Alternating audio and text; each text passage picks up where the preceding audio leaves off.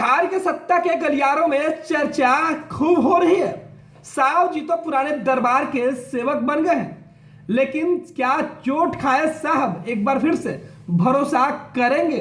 आपको बता दें कि बिहार में विधानसभा चुनाव और लोकसभा चुनाव नहीं होने हैं, लेकिन बिहार विधान परिषद का चुनाव सामने है। अगले कुछ महीनों में विधान परिषद की 31 सीटों पर चुनाव होने वाले हैं। 7 सीटें विधानसभा कोटे से भरी जाएगी, लेकिन बाकी 24 सीटों के लिए चुनाव होगा। स्थानीय निकाय क्षेत्र से 24 एमएलसी का चुनाव होना है। इसमें पंचायती राज नगर निकाय के चुने गए प्रतिनिधि एमएलसी का चुनाव करते हैं। बिहार में पंचायत चुनाव संपन्न हो गया है और इसमें जो जनप्रतिनिधि चुन कर आए हैं उनका आंकड़ा जानकर साव जी हैरान परेशान हैं। साव जी कभी सेवक हुआ करते थे, लेकिन जिसके कारण माननीय बने उससे ही गच्चा दे बैठे। अब खबर यह है कि साव जी पुराने दरबार के सेवक बनने के लिए बेकरार दिख रहे हैं। कुर्सी मिलने की आस में साव जी पुराने दरबार की खूब हाजिरी लगा रहे हैं। दरअसल सत्ता के गलियारों में जो चर्चा आम है कि जेडीयू के एक एमएलसी अपने पुराने दरबार में तबातोड़ हाजिरी लगा रहे हैं। पुराने संबंधों से लेकर पिछले हिसाब किताब का हवाला दे रहे हैं। गलती न दोहराने के साथ साथ अब कभी धोखा न देने की कस्में भी खा रहे हैं। पुराने साहब दिल्ली में बीमार पड़े हुए हैं। सेठ जी वहां कम से कम 4 दफे हाजिरी लगा चुके हैं। पुराने साहब को पुराने ही संबंधों का हवाला दे रहे हैं। हिसाब किताब भी बता रहे हैं। लेन देन में जो गड़बड़ी कर बैठे थे उसे दुरुस्त करने की भी कस्में खा रहे हैं। यह दिगर बात है कि साहब खामोश हैं, वो कोई आश्वासन तक नहीं दे रहे हैं। साव जी की परेशानी इस बात से ज्यादा बड़ी है। अब परेशान साव जी करे तो क्या करे, उनको कुछ समझ में नहीं आ रहा है। दरअसल साव जी पुराने साहब की कृपा से एमएलसी बने थे। जिस निर्वाचन क्षेत्र से वे विधान परिषद चुने गए थे वहां यादव मुस्लिम वोटर थोक में हैं। एमवाई समीकरण वाले साहब ने उनके नाम पर अपनी मुहर लगाई थी, तो साव जी की किस्मत के ताले खुल गए।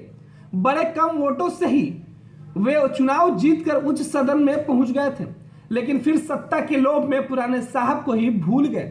उनके क्षेत्र के एक नेता कहते हैं जिसके सेवक से साव बने थे उसी की पीठ में खंजर मार दिया। साव जी पुराने साहब और पार्टी को दगा देकर सत्ता वाली पार्टी में शामिल हो गए थे और अब मुश्किल में फंस गए हैं साव जी। वैसे तो साव जी की नई पार्टी से टिकट मिल जाएगा, लेकिन सिर्फ टिकट ही मिलेगी, जीत की कोई गारंटी कतई नहीं दिख रही है। दरअसल साव जी इस बार हुए पंचायत चुनाव का रिजल्ट देख रहे हैं। उनके निर्वाचन क्षेत्र में लगभग 45% तो सिर्फ एमवाई वाले लोग चुनकर आए हैं। साव जी जानते हैं चुनाव में मैनेजमेंट का खेल खूब चलता है, लेकिन वोटर भी चालाक हो गए हैं। साव जी ये जानते हैं वे मैनेजमेंट वाला प्रसाद लेकर कभी भी वोट उसी को करते हैं जो उनकी पसंद का होता है। साव जी के क्षेत्र का हाल यह है कि एमवाई का वोट एक साथ किसी को मिल जाए तो वो जीत जाएगा। ऊपर से 3 तारा निशान वाला वोट भी एमवाई समीकरण के साथ ही जाएगा। ऐसे में तीर वाला कैसे जीतेगा? साव जी को इस बात की चिंता खूब सता रही है। पुराने साहब के लोग बता रहे हैं साव जी व्याकुल होकर साहब से कई दफे मिल चुके हैं, फोन पर लगातार बात कर रहे हैं, लेकिन साहब कोई गारंटी नहीं दे रहे हैं। वैसे भी साहब अब धोखा देने वाले पर भरोसा करने को तैयार नहीं है। साहब की पार्टी के काम तो अब युवराज देख रहे हैं और युवराज नियम और कायदे से चलते हैं। उनके नियम और कायदे अपने हैं। वो पुराने मैनेजमेंट के बजाय नए सियासी समीकरण और नए मैनेजमेंट पर ज्यादा भरोसा करते हैं।